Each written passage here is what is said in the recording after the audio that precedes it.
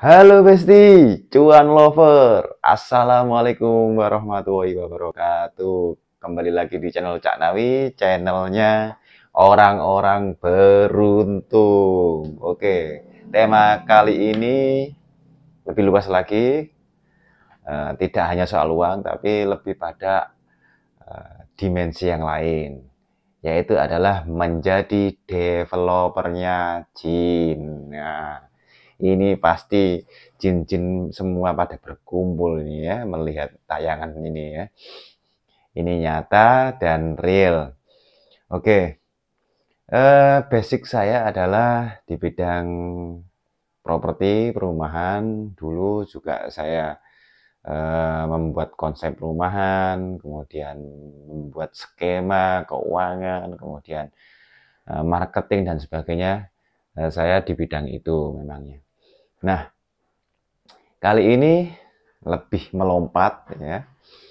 Jadi waktu itu ketika saya di Jawa, tiba-tiba ada seorang anak ya yang mungkin mempunyai indera kesekian, ya nggak tahu, intuisi yang kuat dari dirinya.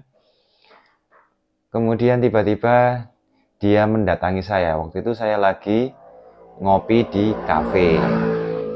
Nah, ngopi enak-enak diam, tiba-tiba saya didatangi sama anak itu. Nah, anak itu datang ke saya dengan bilang, "Mas, eh, bisa minta tolong nggak?" Loh, saya kan kaget. Siapa siapa kamu ini kan gitu. Saya bisa minta tolong nggak untuk melepaskan eh, ada makhluk-makhluk yang hinggap di tubuh dia gitu. Sejak dari kecil katanya seperti itu. Dia bilang kalau memang dia dari kecil itu mempunyai sifat-sifat yang aneh gitu. Katanya dia ketempelan pocong lah, kuntilanak dan sebagainya. Katanya seperti itu. Nah, dia menganggap bahwa saya mampu mengeluarkan itu yang melekat di dalam tubuhnya. Saya bilang, "Loh, kenapa kok kamu memilih saya itu?" "Iya, kayaknya Mas bisa melepaskan makhluk-makhluk halus yang ada di dalam tubuhnya karena sangat mengganggu dia. Karena di dalam kehidupan sehari juga lumayan sangat mengganggu ya. Tiba-tiba menampakkan diri, tiba-tiba ganggu konsentrasi, fokus kerja dan sebagainya." Nah, seperti itu. Akhirnya saya mengiyakan, oke, yang penting Anda siap, Anda ikhlas untuk mengeluarkan makhluk halus yang ada di tubuhmu. Insya Allah saya akan bantu. Nah, ini bukan seperti Gus ya, Gus Samsudin yang lagi viral. Enggak, saya tidak seperti itu, saya hanya niat membantu saja. Tapi sebetulnya dari dulu-dulunya memang saya sudah pernah pengalaman itu, dan itu dengan cara otodidak ya, dengan cara-cara saya sendiri. Mungkin ada sekitar beberapa orang ya yang saya bantu untuk bukan ini ya, saya bantu untuk mengeluarkan makhluk halus yang ada di dalam tubuhnya. Oke, ini yang kasus ini ya, karena ini real dan saya rekam ini videonya. Uh, jadi waktu itu saya ajak dia, oke, kita ke ruangan kecil, ruangan ada musolah kecil gitu ya, di kafe itu ya, di kafe warung kopi gitu. Kemudian saya suruh dia duduk, kemudian saya suruh untuk konsentrasi, kemudian ya seperti itu. Dia mulai menangis sedih gitu kan, semacam menyesali, entah itu yang menangis makhluk hidup, makhluk halusnya, jinnya itu, atau dianya sendiri. Tapi secara fisik dia memang menangis gitu ya, dan suaranya agak mengerikan ya. Nah, silahkan lihat tayangannya di sini. Medal, nggih, medal nggih. Medal.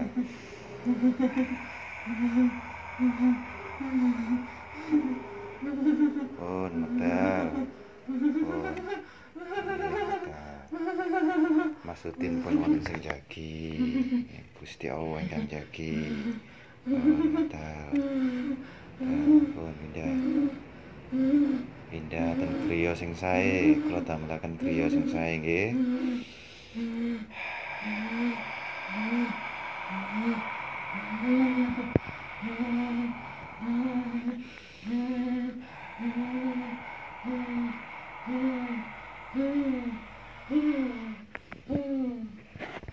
Pindah nggih.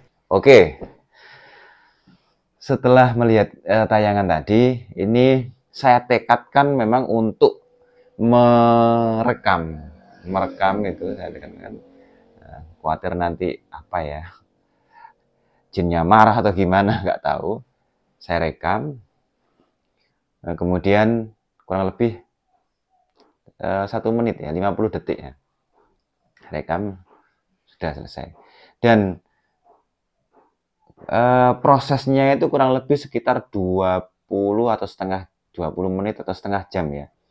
Karena suaranya kencang, suara dianya ini yang ketempelan makhluk halus ini. Sehingga mengganggu orang-orang pengunjung yang ngopi di warung itu. Orang-orang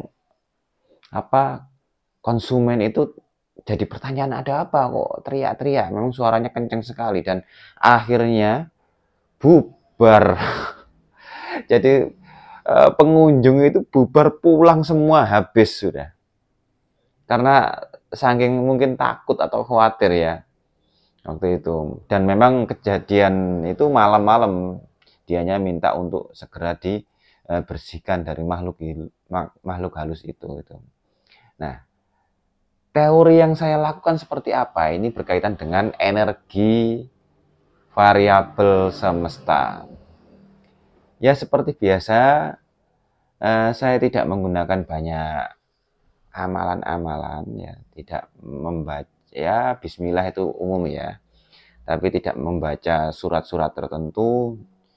Saya hanya menfokuskan saya masuk di dimensi kelima, kemudian saya mengajak komunikasi.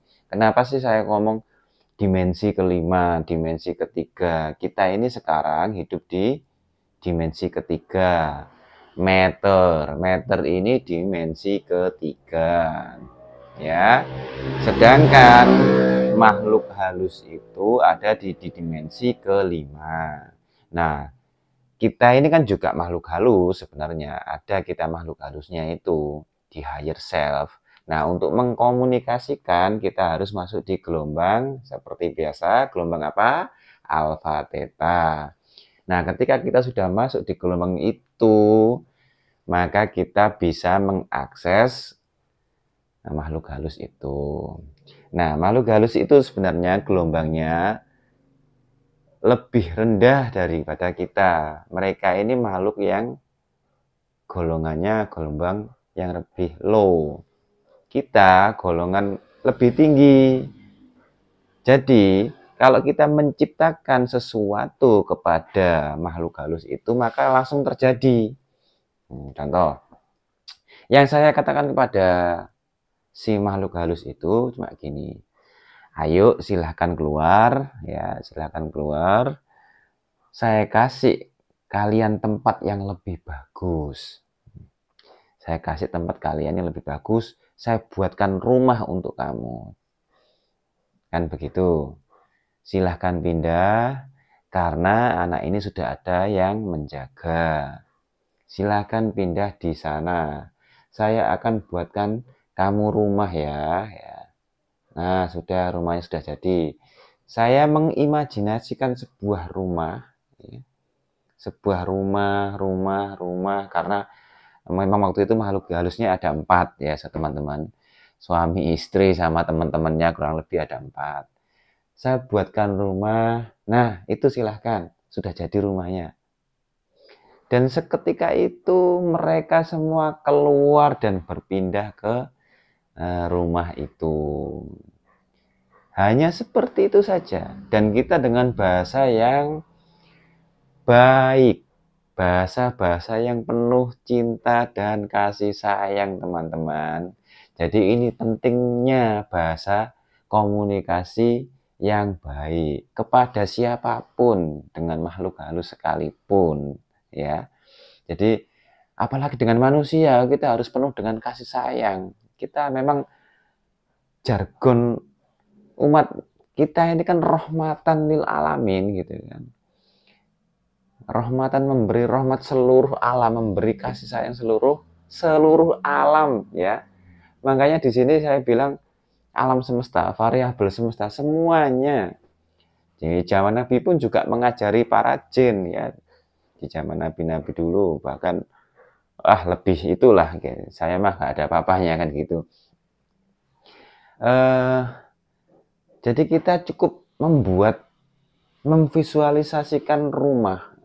Kita mau bikin rumah 10, 20, cukup memvisualisasikan. Dan itu langsung energi bergerak dan terjadi, teman-teman. Nah, korelasinya apa? Kita pun juga sama ketika kita memvisualisasikan apapun, entah itu rezeki, entah itu jodoh, entah itu kesehatan, kita mampu memvisualisasi. Sehingga energi itu berjalan dan suatu saat akan terbentuk. Nah, posisi terbentuknya kapan itu tergantung energi kita masing-masing, teman-teman. Seberapa besar energi vibrasi kita yang kita pancarkan ke alam semesta, sehingga alam semesta mengirim balik berupa hasil yang kalian buat sendiri. Itulah salah satu perangkap yang canggih yang diciptakan oleh ilahi. Kita itu dikasih daya, dikasih hak kuasa untuk membuat sebuah daya cipta, begitu teman-teman. Nah, enak sebenarnya kalau kita membuat rumahnya channel kita jual ya, per tipe 45 sekian, per tipe ini sekian, ya kan. Kita bisa bisnis di dunia perjinan gitu. Jadi kalau di manusia ini ribet ya. Mau bikin rumah satu aja, waduh itu butuh kayak KPR 20 tahun gitu, butuh tenaga kerja, butuh tenaga yang luar biasa, butuh kerja berapa lama untuk membangun rumah. Ya karena itu kita ciptakan sendiri sebuah kesulitan-kesulitan yang kita anggap itu sulit gitu.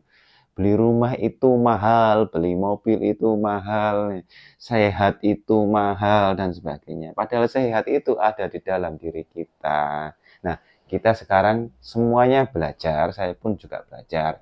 Kita sudah tahu teorinya, maka ayo kita sama-sama belajar bahwasanya variabel semesta ini sebenarnya sudah diciptakan kepada kita, kita diberi fasilitas, gunakan dan manfaatkan untuk semua aspek kehidupan kita, teman-teman.